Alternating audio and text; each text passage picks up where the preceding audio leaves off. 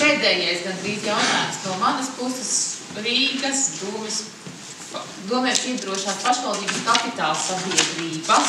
Vai jūsuprāt, tur viss ir kārtībā, droši vien, ka nē, un kas tieši jūsuprāt prioritāri būtu jāmaina? Neiet tālāk un neatņemtu teizi saviem kolēģiem. Es par Rīgas pašvaldības uzņēmumiem runāšu diezgan īsi, bet skarbi es minēšu divus piemērus, lai skaidri man nostāja. Tātad Rīgas karte, tātad pašvaldībai pieder šajā uzņēmumā SIA 51%.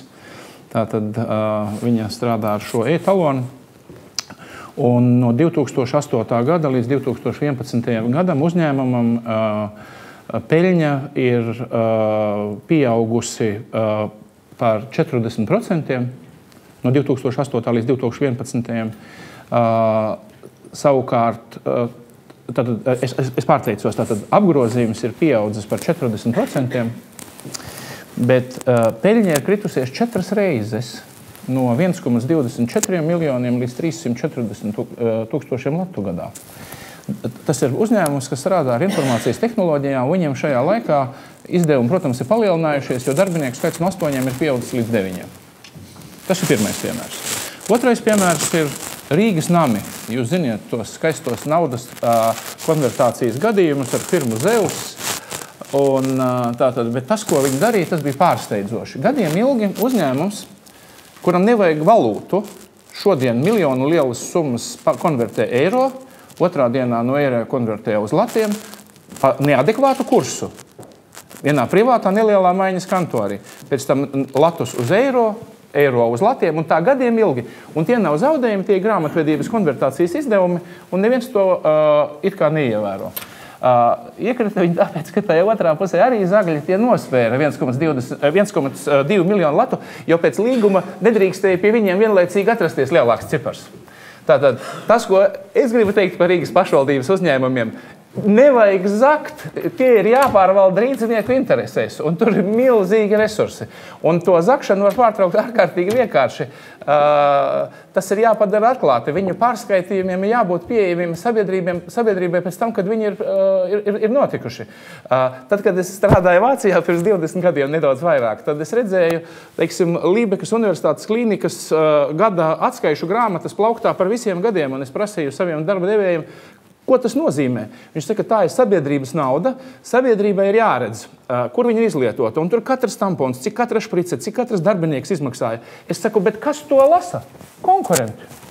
Konkurenti. Tie, kas grib, tie lasa. Tā ir sabiedrības nauda. Tātad ar sabiedrības nauda viņa ir jāpārvalda sabiedrības interesēs. Tā ir ārkārtīgi vienkārši atbilde. Īsa replika. Es zinu, kur vēl ir nauda liela, un tā nauda ir centralizētajos iepirkumos.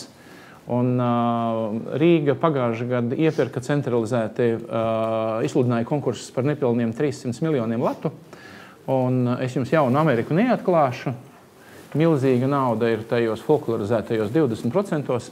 Īstenībā viņi nav 20% bieži.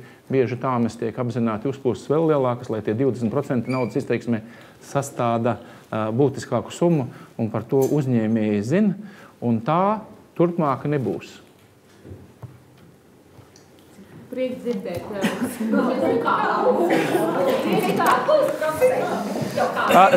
Ziniet,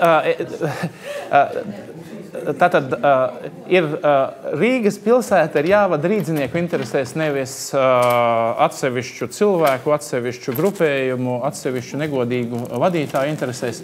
Un ja sabiedrība to uzrauga, tad ir iespējams to minimizēt tik tālu kā civilizētā Eiropas sabiedrībā. Es esmu jautājis saviem Vācijas kolēģiem, kas strādā arī pašvaldībās un partiju cilvēkiem. Tātad Vācijā arī no būvuzņēmējiem arī tiek ņemta skaida. Ja?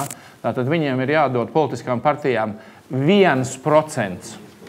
Retos gadījumos 2%, bet nekad neviens nav dzirdējis lielāku ciparu kā 2%. Retos gadījumos 1,5%, bet nekad nav dzirdēts cipars lielāks par 2%. Un tas nav tādā brutālā kukuļa formā, tad tas ir tādā civilizētākā formā, kā ziedojumi kaut kādu pasākumu atbalstam.